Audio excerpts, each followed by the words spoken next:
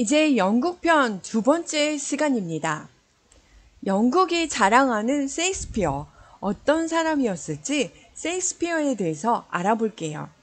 셰익스피어는 기록이 없어요. 지금 이 사람에 대한 기록이 거의 없고 38편의 희곡과 소네트집이 남아있는데 이걸 셰익스피어가 직접 쓴 게 아니고 죽은 뒤에 그 같이 일했던 동료들이 쓴 책이라서 좀 의심스러워요. 그리고 셰익스피어가 죽은 날, 이날 누구죠? 바로 세르반테스도 같이 이날 죽었어요. 그래서 이날이 세계의 책의 날로 지정이 됐고요. 셰익스피어에 대한 기록은 거의 없는데 스트레트포드 어펀 어번에서 태어났다. 아까 런던에서 좀 떨어진 것이죠. 그리고 18살에 8살 연상의 앤 해서웨이와 결혼했다는 기록이 있고 자녀를 낳은 거, 그리고 토지 문서, 그리고 궁정 공연과 일반 공연에서 공연자의 이름 중에 셰익스피어라는 이름이 나온 게 이게 전부예요. 그래서 거의 없어요. 그래서 의심하는 사람 되게 많아요. 셰익스피어가 이거 가짜 아니야? 그리고 얘 초등학교밖에 안 나왔는데, 이게 그라마 스쿨이라고 하거든요. 그라마 스쿨밖에 안 나왔는데 어떻게 얘가 이런 그리스에 대한 거, 로마에 대한 이런 이야기들을 쓸 수가 있냐, 이렇게 해서 Little Latin, Less Greek 이라고 이렇게 비평하는 사람들도 되게 많고, 또 동성애설도 되게 많아요. 이렇게 남자끼리 이렇게 하는 그런 그 사랑을 나누는 그런 것도 작품에 많이 나와 있고, 제가 아까 이제 배우로서 이름이 나와 있는데 비슷한 이름이 너무 여러 개예요.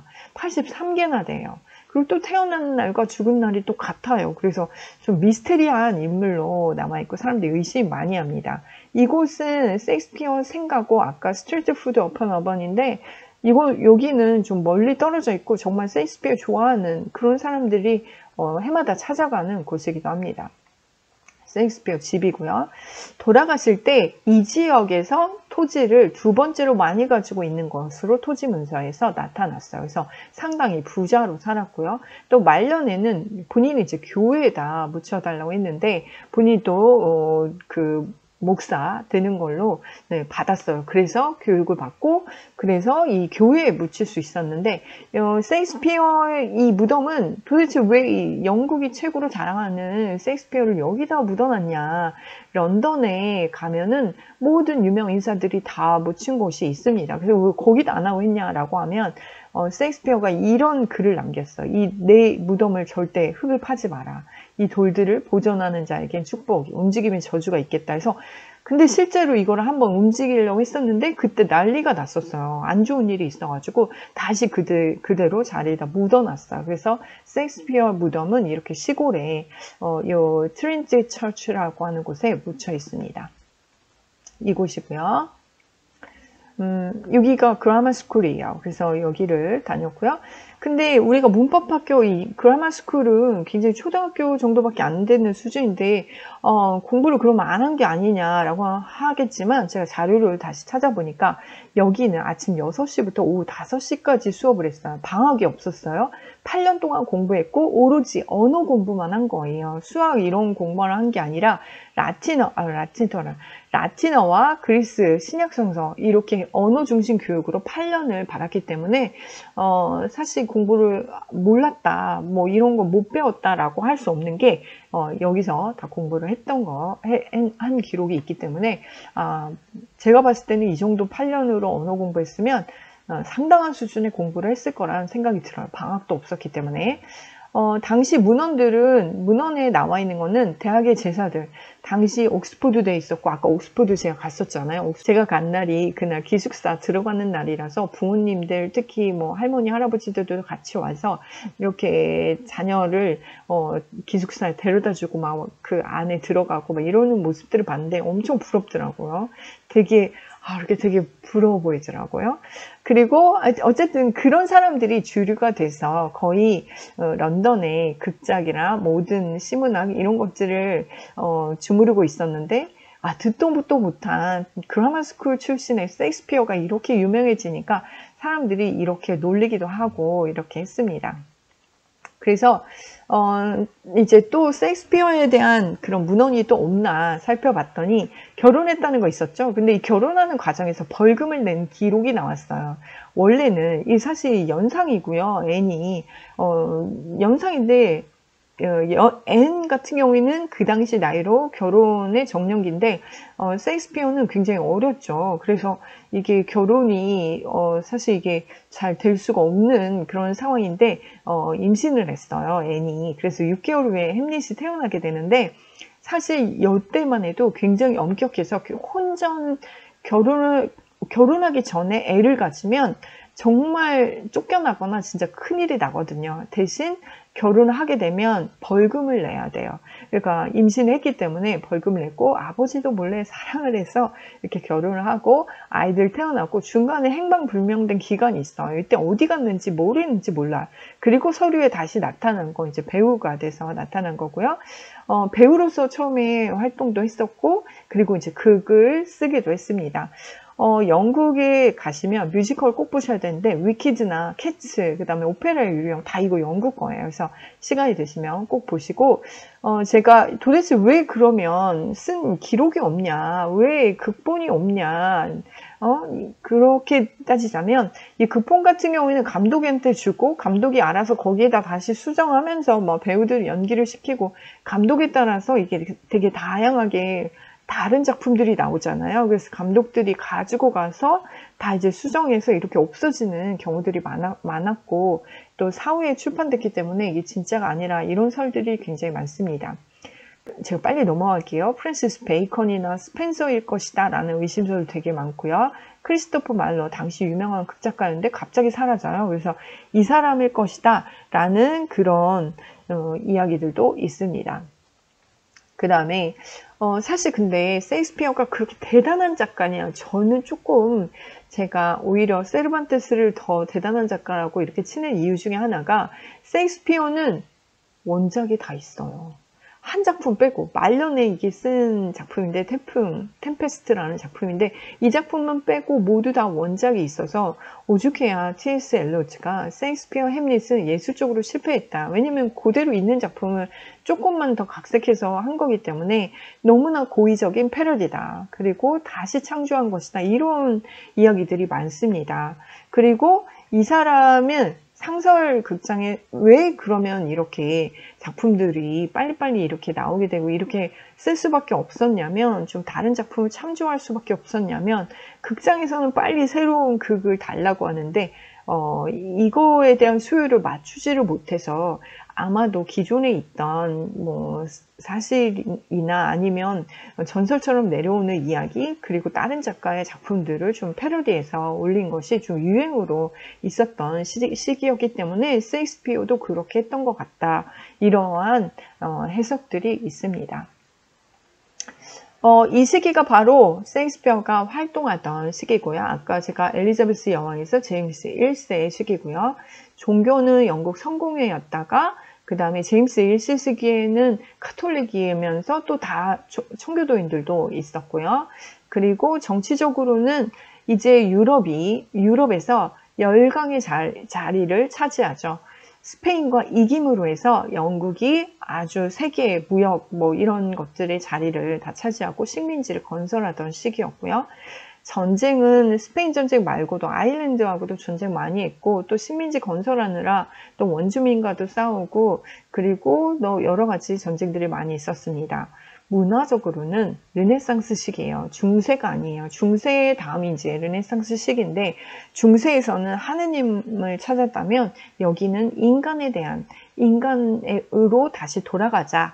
뭐 르네상스라는 말이 부활이나 이런 뜻이거든요. 그래서 다시 인간 중심의 그러한 문화로 돌아가자라는 게 르네상스 시기고 이 시기에 바로 셰익스피어 작품, 바로 인간에 대한 이야기를 하고 있다는 거죠. 그리고 인쇄술도 발전했고 소설도 막 나오기 시작하고 그리고 극장이 생겨났던 시기고 그리고 셰익스피어 연극이 그래서 꽃을 피울 수 있게 됐죠. 경제적으로는 처음엔 굉장히 잘 나갔었는데 이제 점점 전쟁으로 또 그리고 가장 중요한 게 뭐였냐면 흉년이 있었고 패스트가 있었어요. 패스트 때문에 런던 인구의 4분의 1이 다 죽습니다. 많이 힘들었던 시기가 되겠습니다. 엘리자베스 통치 말년에 진짜 너무 안 좋아졌어요. 흉년에다 패스트에다가 실업률 발생하고 국민들이 거의 농민들이 많았는데 도시로 가면서 빈민들이 생겨나고 산업혁명은 이제 막 시작하려고 하는 그런 시기고요. 또 그 뒤를 이어서 제임스 1세가 세금을 엄청나게 걷고 그리고 좀 절대 왕권을 주장해서 의회와 갈등이 많았고 힘든 것도 되게 많이 있었던 그런 시기가 되겠습니다. 그리고 이 르네상스 시기 조금 더 자세히 얘기하자면 그리스 로마 문화는 인간에 대한 거거든요. 그래서 역동적이고 막 이런 것들을 했던 때예요. 그래서 중세라고 하면 그림에서부터도 중세는 굉장히 암흑의 시대다 이렇게 얘기할 정도로 문화적으로 발전을 못했는데 다시 르네상스 시기가 와서 다시 화려한 인간 중심의 역동적인 문화가 시작됐던 그런 시기가 되겠습니다. 엘리자베스 여왕 시대의 성공, 초반엔 성공했지만 나중에는 힘들어졌고요. 신대륙 발견하면서 신학로도 개척하고 그리고 그 남미와 또 그리고 그 아메리카에서 가져온 자원들을 많이 이쪽뿐만이 아니라 인도 쪽 그리고 이쪽 또 아시아 쪽으로도 넘어가서 또 식민지를 개발하는 그런 시기였습니다. 동양에서는 향신료 이런 문화, 동양적인 문화를 마르코 폴로가 전파를 시켜줬고 그리고 농업, 목양 산업에서 상업과 무역의 시기로 넘어가는 시기가 되겠습니다. 그리고 또 종교적으로는 영국 국교회였다가 그 다음에 또 제가 다시 카톨릭이기도 하고 그리고 다시 청교도이기도 하고 이렇게 좀 변화하는 시기였고요. 정치적으로는 남성 중심 사회에서 이제 여성이 왕이 되는, 여왕이 되는 또 약간 엘리자베스가 신격화를 많이 시켰기 때문에 여왕의 신격화가 이루어졌던 시기고 바로 패스트가 죽음의 시기라고도 하죠. 엄청나게 많은 사람들이 죽었던 그런 시기입니다. 도대체 패스트는 어디서 왔을까요? 시작은 몽골이라고 합니다. 몽골 쪽에서 유입됐고 사실 남미가 이렇게 빨리 스페인에게 정복당할 수 있는 이유도 바로 이 세균이 이쪽에는 하나도 없었는데 특히 동물, 가축 이런 여러 종류의 가축들을 키우면서 가지고 있었고 남미 같은 경우는 라마 한 종류밖에 없었기 때문에 이런 동물들 넘어오면서 바로 그 세균전이 돼버린 거죠.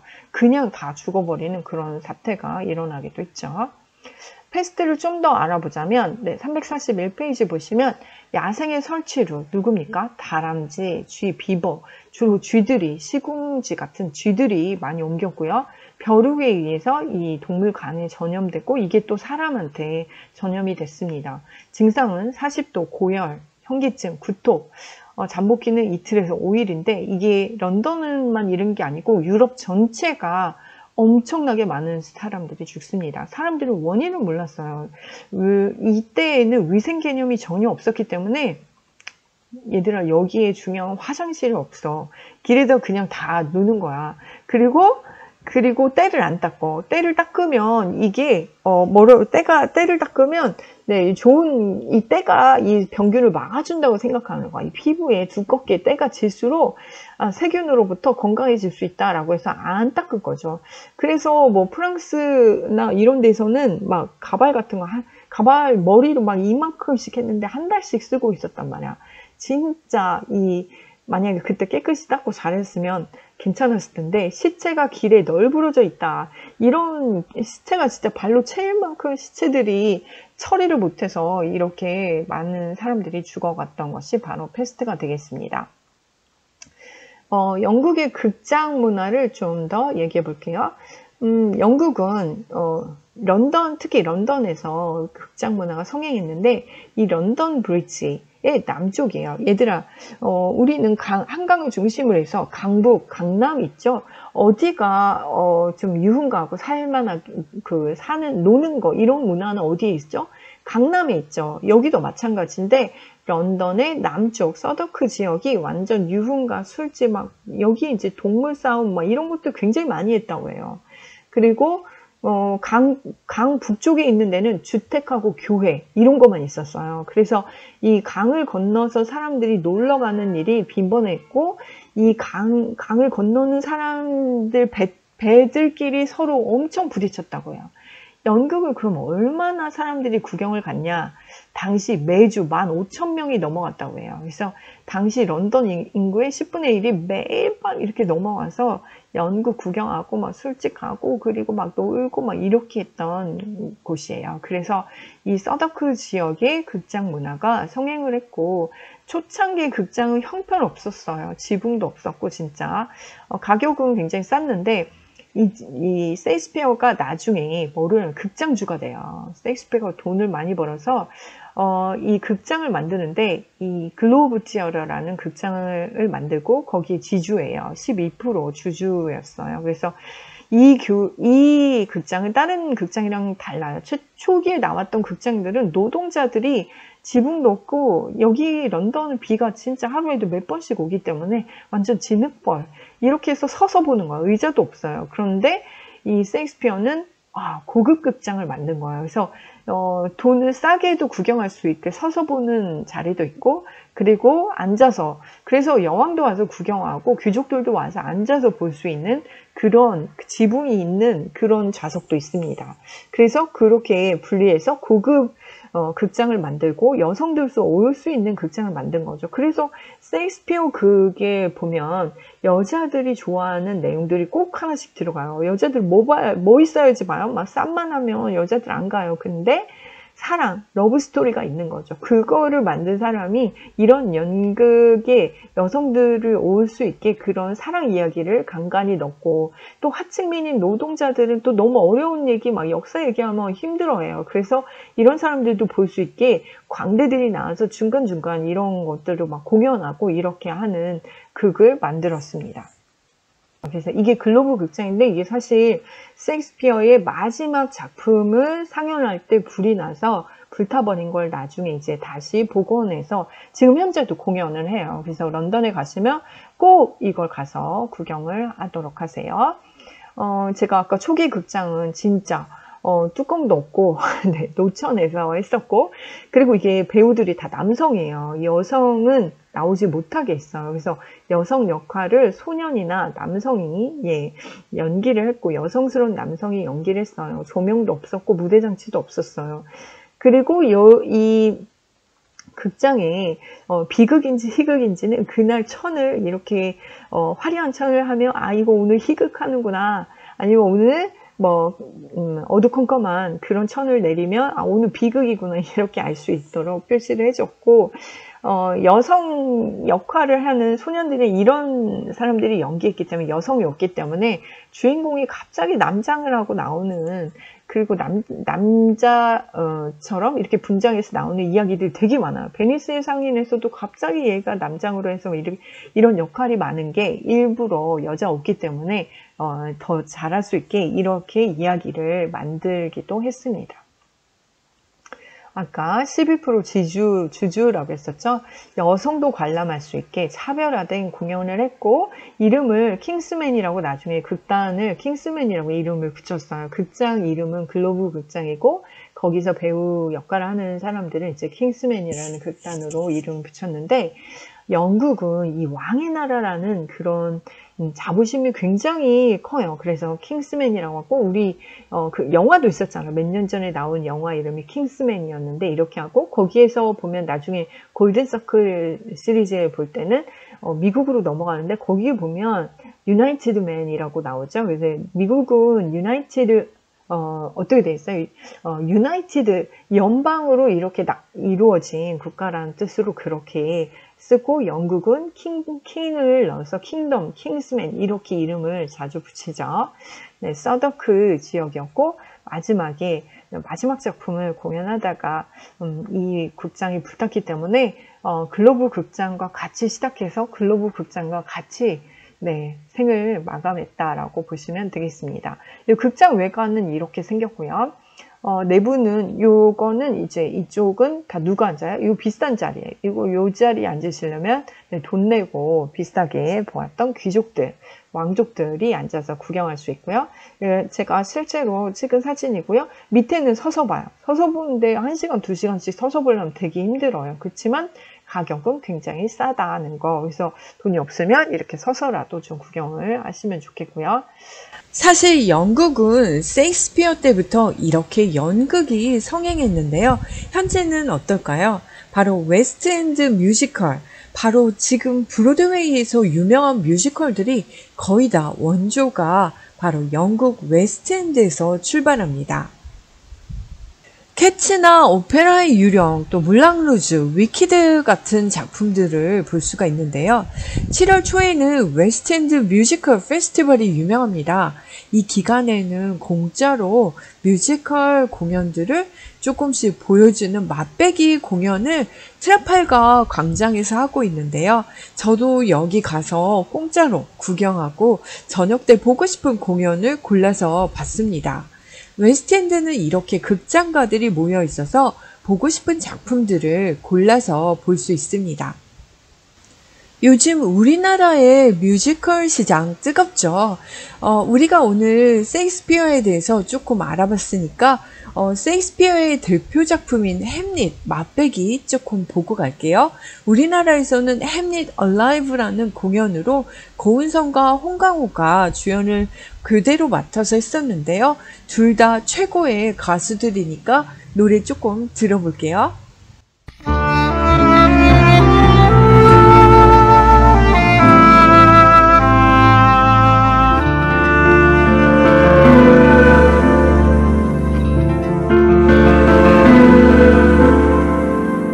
그리 쉽게 변할 수 있나. 함께 했었던 지난 날들 행복하다 믿었었는데 눈물도 채 마르기 전에 숙부의 품에 안겨있는 당신,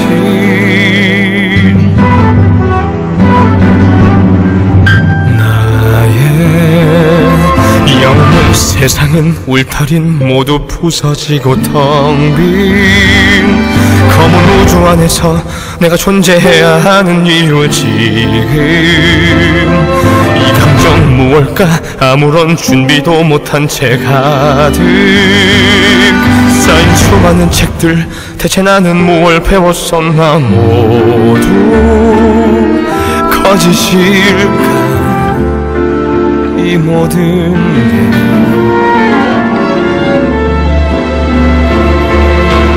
그리 쉽게 잊을 수 있나. 용맹스럽던 그의 눈빛 돌아보면 계실 것 같아. 영원할 거라 믿었는데 어둠 속으로 사라진 그 숨결.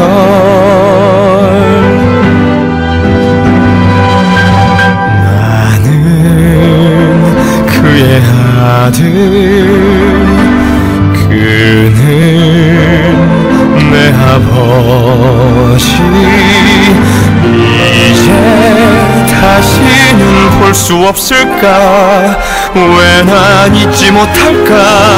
왜 내게 잊으라고 말하는가. 맹세 따윈 버렸는가. 난 아직 끝낼 순 없어.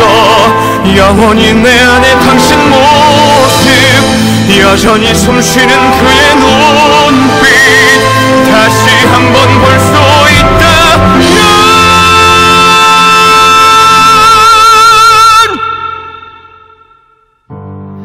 단 한 번.